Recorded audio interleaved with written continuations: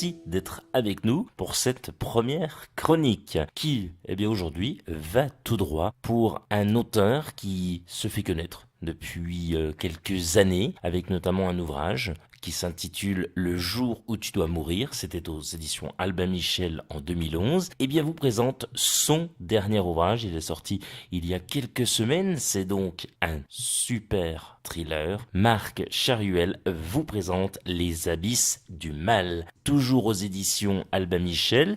Avant de commencer, petite présentation de l'auteur, Marc Charuel, ancien reporter de guerre et journaliste. Marc Charuel a couvert pendant plus de 30 ans les grands événements internationaux. Il est l'auteur de plusieurs livres, documents politiques, essais, carnets de route photographiques et donc romans noirs dont le très remarqué, on l'a dit il y a quelques instants, Le jour où tu dois mourir aux éditions Albin Michel et c'était en 2011. L'histoire, elle est simple. Mon boulot, filmer le supplice des victimes avant de faire disparaître leur corps. Mon but, être le tueur le plus inventif. Parce que la mort est un spectacle, certains sont prêts à payer très cher pour y assister. Voyeurs protégés par un écran, tortionnaires par procuration, c'est la face cachée du net.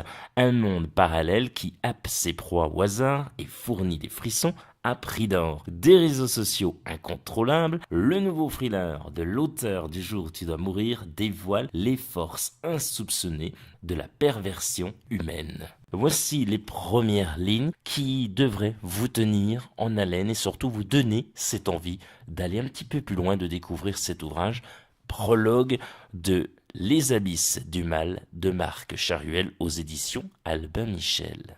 Émilie a mal au poignet, mal aux chevilles, elle a froid jusqu'au fond des os. Elle n'a aucune idée de l'endroit où elle se trouve, aucune idée de l'heure. L'obscurité est totale. Elle voudrait appeler, mais quelque chose sur sa bouche l'en empêche. Un mal de crâne tenace ne la quitte pas depuis qu'elle a repris conscience. Il lui semble avoir le cerveau en compote. Elle ne parvient pas à rassembler ses pensées. Une sensation d'épuisement intense la traverse. Elle voudrait pouvoir s'allonger et dormir, sombrer dans un profond sommeil, sans odeur, sans bruit, sans cauchemar.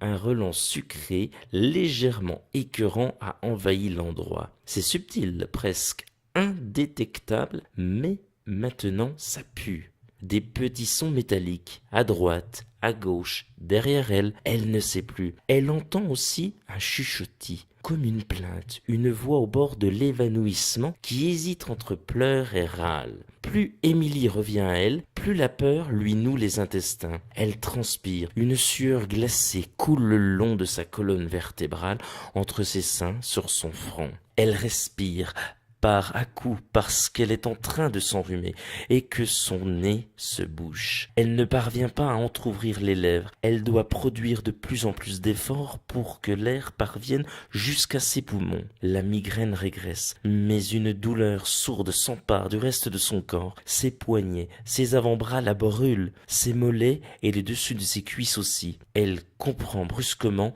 qu'elle est attachée. Elle est écartelée, bâillonnée, une frayeur totale la submerge. Elle se cambre et tente de se libérer. Elle rugit derrière sa muselière, elle hurle, elle crache, elle écarquille les yeux pour percer l'opacité de la pièce. L'homme la regarde. Il attend ce moment depuis presque 1 heure. L'amplificateur de lumière produit une image verte, diaphane, sans ombre. La caméra enregistre les images en silence.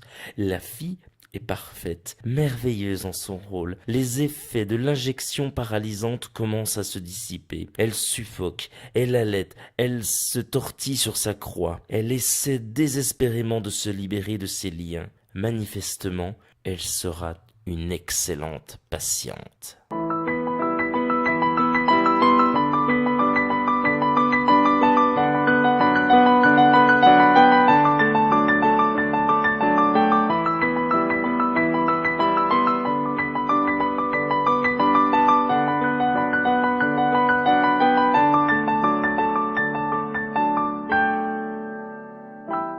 Les Abysses du Mal de Marc Charuel, c'est aux éditions Albin Michel. En espérant que cette première chronique vous ait plu, eh bien cet excellent thriller, vous le retrouvez dans toutes les bonnes librairies. Je vous dis à très bientôt pour de nouvelles aventures. Salut!